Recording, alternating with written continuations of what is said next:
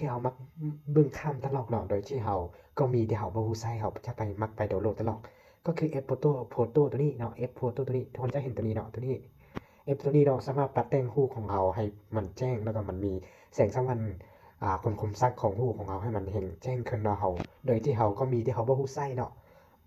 ปกติเฮาจะสามารถเฮาไปดาวน์โหลดแอปตัวนึงมาแต่งเนาะแต่ว่าตัวนี้มันจะตัวเนาะมันจะมีอยู่ตัวนี้เลยเฮาสามารถดาวน์โหลดมาเนาะเฮาก็ไปพิมพ์เนาะ คันว่าของทำใดบ่มีเขาก็เข้าไปที่ Google เนาะตัวเข้าไปตัว Play Store เนาะเขาก็ไปพิมพ์คำว่าเข้าไปที่บนค้นหาเนาะก็เขียนโพโตนี่โพโตเนาะเขาก็เสิร์ชนะมันจะมีฮูกตัวนี้นะตัวนี้เนาะตัวนี้เนาะเขาสามารถใช้มันแต่งฮูกได้เลยเนาะตัวนี้เขาก็หลังจากที่เขาดาวน์โหลดแล้วเนาะก็เข้าไปตัว F เลยเนาะตัวนี้จะสังเกตตัวนี้จะเห็นเป็นตัวอย่างเนาะก็คือตัวนี้แอปตัวนี้เนาะเราสามารถถ้าเราใช้โทรศัพท์ของเรานี่ถ่ายรูปนะจะเป็นจำพวกวิดีโอถ่ายรูปเป็นการแคปหน้าจอหรือว่าอีกอย่างต่างๆโดยที่เราใส่กล้องในอยู่ในโทรศัพท์ของเราเนาะ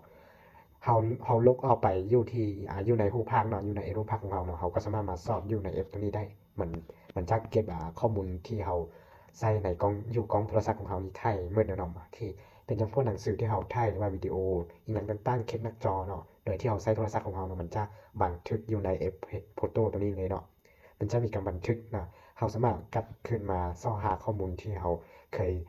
ใส่มาก่อนเนาะหรือว่าเราอยากได้กัดขึ้นเราก็สามารถมาเสิร์ชอยู่ตัวนี้เราสามารถมาเลือกเบิ่งตัวนี้ได้เนาะตัวนี้เนาะก็คือแอปตัวนี้ทุกคนจะเห็นตัวนี้เนาะอืมทุกคนจะเห็นตัวนี้จะรูปภาพตัวนี้เด้อครับพระเจ้าจะเอาภาพตัวนี้มาเป็นภาพที่จะแก้ไขเนาะมันจะมืดๆไปนี้เนาะให้ทุกคนเข้าไปตัวนี้ก็คือตัวยุลมซุกเนาะตัวนี้ก็คือการแก้ไขตัวนี้จะสังเกตเห็นยุลมเนาะมี4แถวหรือว่า4แถบยุลมตัวนี้อันนึงจะเป็นการเซหรือการเปลี่ยนแปลงเนาะอันนึงก็คือการแก้ไขตัวที่2ก็คือการเอดไปเนาะแล้วก็ลบออกไปเนาะเขาก็เข้าไปตัวการแก้ไขตัวนี้เนาะรูปภาพตัวนี้ทุกคนจะเห็นเนาะจะเห็นว่ามันเป็นอะไรเนาะแล้วก็เขาจะมีการตัวนี้ก็คือมันจะเป็นหูตัวนี้เนาะเขาก็สามารถปักได้ตามเลยจะเห็นภาพตัวนี้เนาะภาพเมื่อกี้นี่มันจะมัวมัวเนาะมันจะมัวมัวเนี่ยจะเห็นเป็นนี่เขาก็ปักเนาะเดี๋ยวนี้มันเป็นอันนี้เขาก็สามารถปักได้ตามนี้ที่มันสีของมันจะเปลี่ยนเนาะเปลี่ยนนี้เนี่ยมันจะเห็นแจ้งนิดนึงตัวนี้มันจะเบลอตัวนี้มันจะมัวได้ว่ามันจะเห็นแจ้งนิดนึงเนาะตัวนี้ให้เลือกตัวที่2ตัวนี้หลังจากที่เราเลือกเนาะตัวเราสามารถแก้ไขรูปให้มันน้อยลงนิดนึงก็ได้เนาะแก้ไขตัวนี้ให้มันน้อยลงก็ได้หลังจากที่เราเก็ตแล้วเนาะเราก็ปักตัวนี้เราสามารถปักได้ในนี้เนาะเราก็ปักว่าเราต้องการภาพไปไหนเราสามารถปักได้ในนี้ตัวนี้เนาะไอ้โฟโต้ที่เรามักเบื้องข้ามเนาะเราก็แต่งติ๊กใส่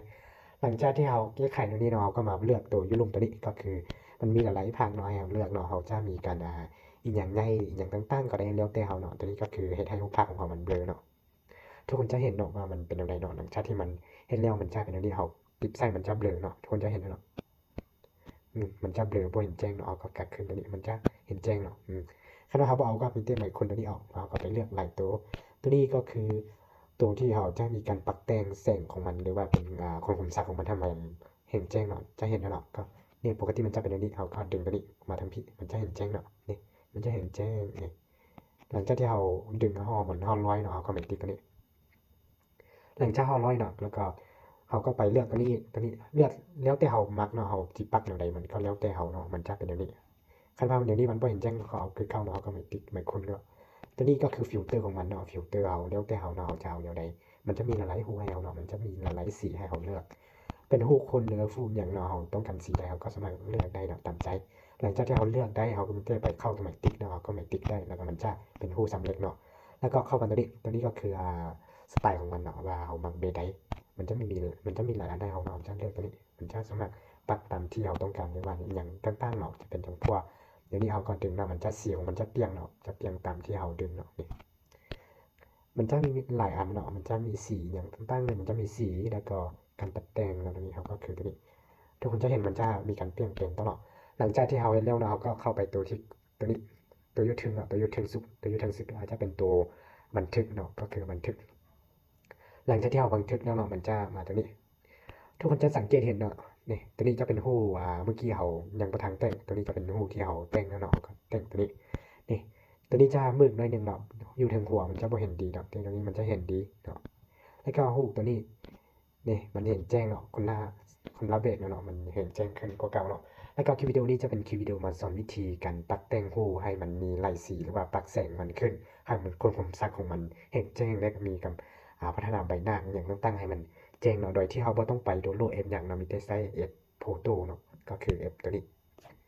ก็คือแอปตัวนี้เนาะแอปตัวนี้จะเป็นตัวที่สามารถแต่งตัดแต่งรูปของเราแล้วเราสามารถเลือกได้เนาะคันว่าเรารูปใส่ตัวนี้แล้วตัวนี้ก็คืออีกตัวหนึงก็คือเราลบรูปของเราออกไปจากเครื่องของเราเนาะโดยที่เราถ่ายรูปอีกอย่างต่างๆเนาะเราถ่ายแล้วเราลบออกจากโทรศัพท์ของเราเนาะมันก็สามารถไปอยู่ตัวนี้เราสามารถไปค้นหาตัวนี้ได้ถ้าว่าเราโดยที่เราบ่ได้ไปลบออกนะปกติเนาะมันจะเข้ามาตัวนี้ก็คือหลังจากที่ตัวนี้สมมุติว่าข้าพเจ้าลบตัวนี้ออกเนาะลบตัวนี้ออกลบตัวนี้ออกก็ลบออกเราลบออกเราก็สามารถไปซ่อนเห็นได้เนาะว่าเราสิไปซ่อนอยู่บนใดเนาะเราก็เข้าไปตัวนี้แล้วก็มันจะเห็นหลายๆเนาะนี่ตัวนี้ตัวที่เราลึกเนาะตัวนี้เราสามารถกู้ขึ้นได้เนาะตัวอยู่ทางขวาซ้ายมือตัวนี้เราสามารถกู้ขึ้นมันได้